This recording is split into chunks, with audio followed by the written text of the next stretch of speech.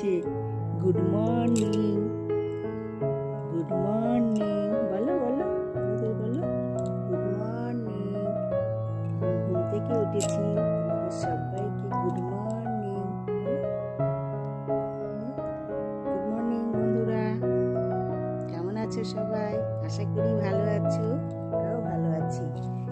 এই দেখো জিঞ্জু বাবু ঘুম থেকে উঠে মর্নিং করছে। ওরে বাবা, দেখো এখান থেকে ব্লগটি স্টার্ট করে দিলাম, দেখতে থাকো, আশা করি ভালো লাগবে।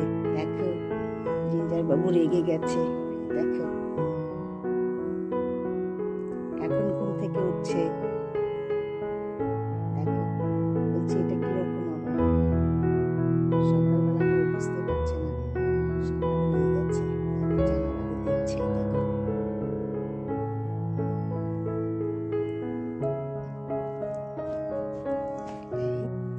দেখো আজ আমি বানাবো শিম পাতুরি।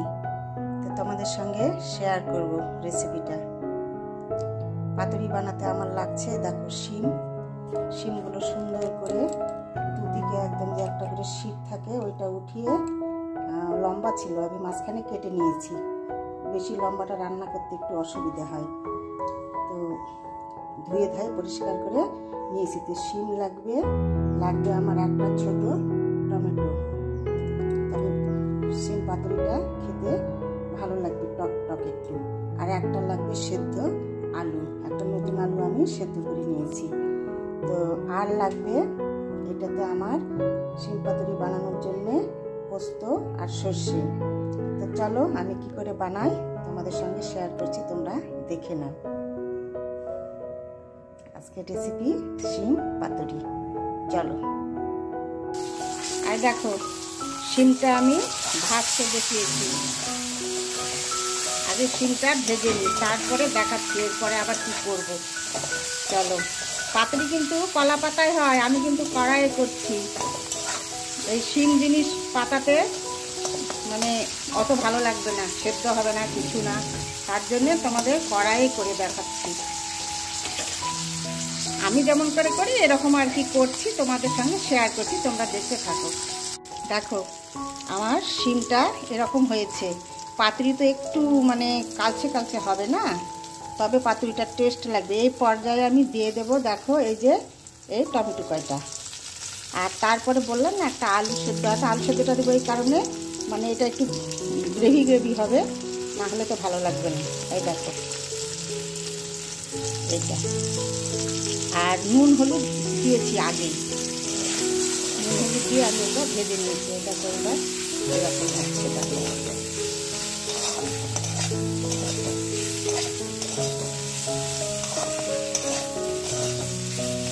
এবার আমি এইখানটায় দিয়ে দেব নুন হলুদ তো আগে দিয়ে দিয়েছি বলেছি, টমেটো আর আলুর সেদ্ধটা দিয়ে দিলাম। এবার আমি দেবো পাতুরিতে একটু টক ঝাল মিষ্টি যেন হয়, তার জন্য দেখো জাস্ট একটু আমি চিনির দানা দেবো। এই দেখো ব্যাস হয়ে গেল।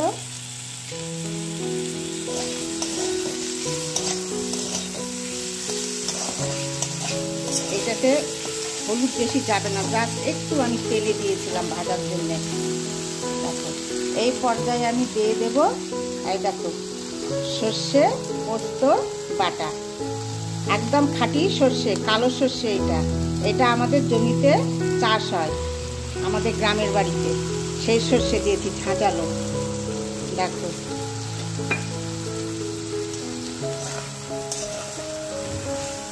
বেশি ঘাঁটবো না, আমার ওইখান থেকে ঢাকাটা দাও তো। দেখো বেশি ঘাঁটবো না, হ্যাঁ এইরকম হয়েছে। এবার আমি দিব একটা ফ্লেভারের জন্য এই যে কাঁচা লঙ্কা কুচিয়ে, আর একদম সিম করে দেব গ্যাসের ইয়েটা, আঁচটা। এইবার আমি দেখো ঢেকে দিলাম, দেখো এইবার আমি এটা 5 মিনিট একদম সিমে রেখে দিব, তারপরে তোমাদের খুলে দেখাচ্ছি কিরকম হয়েছে। চলো দেখি কেমন হয়েছে। দেখো এই যে এরকম হয়েছে। আমি এবার আঁচটা নিভিয়ে দেব, এই নিভে দিলাম। হ্যাঁ দিয়ে এবার দেখো খাঁটি সর্ষের তেল দিব এর উপর দিয়ে। এই দেখো, ব্যাস আমার পাতুরি কমপ্লিট। আর দেখো দেখতে এরকম হয়েছে, দেখো দারুণ হয়েছে না? একদম দেখো টমেটোটাও একদম আচা আচা হয়ে গেছে, গোটা রয়ে গেছে। আর পোস্ত আর সর্ষেটাও দেখো কি সুন্দর দেখা যাচ্ছে। আর দেখো সিমটা একদম ভাজাটা একদম ঠিকঠাক হয়ে গেছে, যেমন কলা পাতায় মানে ভেজে ভেজে নিলে একটা আচানো ব্যাপার হয়, সেরকমই হয়েছে। আমি কড়াই করলাম এটা। কলা পাতায় সিমটা না মানে খেতে একটা খুব ভালো লাগে না, আমি দেখেছি এর আগে করে। তো এটা তোমাদের সঙ্গে শেয়ার করলাম। কেমন লাগলো কমেন্টসে বলবে। চলো, শিম পাতুরি কমপ্লিট। দেখো বন্ধুরা, দেখতে এরকম হয়েছে। ঢেলে নিয়ে তোমাদের সঙ্গে আবার শেয়ার করছি। দেখো কি সুন্দর লাগছে, তাই না?